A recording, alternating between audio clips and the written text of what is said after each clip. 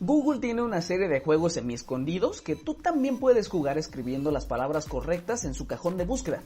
Por ejemplo, escribe Atari Breakout y de ahí ve a imágenes. Aparecerán las imágenes normales, pero de repente todas se convertirán en bloques que eliminar con esta pelota.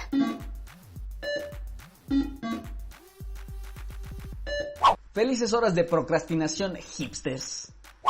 Pero calma, si eres de los juegos de antigüita puedes teclear Pac-Man y entonces el primer resultado será un cajón para que puedas jugarlo desde el navegador.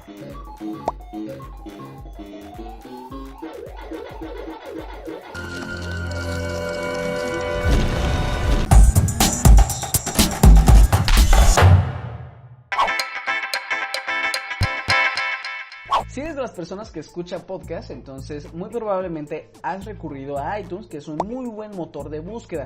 Pero si quieres escuchar podcast en tus dispositivos móviles, iTunes tal vez no sea la mejor opción. Para eso hay aplicaciones especializadas y en este Delo hacemos un recuento de ellas.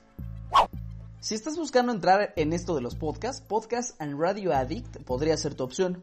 No solo puedes suscribirte y descargar contenido de podcast de audio, sino también de video. Lo que la diferencia del resto sin duda es su motor de búsqueda. Cuando agregas un podcast puedes utilizar el motor de búsqueda de iTunes, puedes filtrar por lenguajes y hasta hacer que no aparezcan en los resultados los podcasts que llevan 4 meses sin ningún episodio.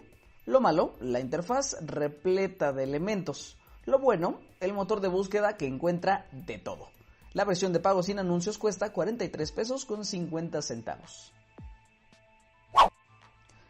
La siguiente es Podcast Republic, donde puedes añadir podcasts de audio e incluso canales de YouTube y hasta enlaces web de estaciones de radio. Puedes además filtrar los podcasts por país. Esto es particularmente útil si no soportas, por ejemplo, el español de España. Así no tienes que escuchar podcast por podcast para saber si alguno es conducido por españoles. Desde el principio filtras los resultados por podcasts hechos en México o en cualquier parte de Latinoamérica que estés y listo. Hey, it's Hannah. Hannah Baker. Lo peor, definitivamente es su fluidez, pues tuvimos varios problemas con la aplicación porque a veces se nos detenía. Lo mejor, su modo coche, con muy pocos botones para que no te distraigas en cambiar o adelantar un podcast cuando estás escuchando y manejando un coche al mismo tiempo. Con una interfaz bastante más amplia está Castbox. Puedes buscar no solo tus podcasts, sino también monitorear los contenidos con más descargas en el país. Tiene muchísimos ajustes, pero están acomodados de manera que no los veas si es que no los estás buscando. Todo lo que necesitas está en la ventana principal. Quizás lo único que le hace falta es el poder crear playlists a tu antojo con los filtros que tú quieras. Los podcasts escuchados, o los descargados pero no escuchados completamente, los favoritos, etc. Sin duda, en cuanto a versiones gratuitas, se trata de la mejor, pues no incluye ese banner estorboso en todas las pantallas que por ejemplo Podcast Republic y Podcast Addict sí. La publicidad aparece por algunos segundos en ocasiones en pantalla completa. La versión de pago es de 36 pesos.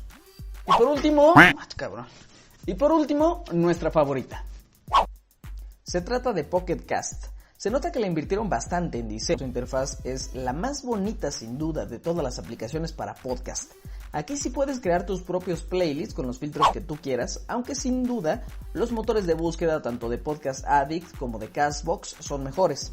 Lo peor de Pocket Cast es que no tienen una versión gratuita, solo una versión de pago de 49 pesos. Pero es definitivamente la aplicación más sencilla y estética para escuchar y ver podcast. Si estás comenzando en esto de los podcasts, tal vez debas buscar contenido en lo trending de tu país. Pero para los hispanohablantes hay un par de productoras de las que nunca hay falla. Una se llama Dixo y la otra se llama Puentes. Ambos enlaces los dejamos en la descripción de este video. Entre ambas productoras de podcast hay programas de cine, de series, televisión, tecnología e incluso hasta de Star Wars. Recuerden que pueden sugerirnos contenidos en @somosdelo en Twitter o también al correo contacto.delo@gmail.com. Gracias por vernos. Hasta la próxima.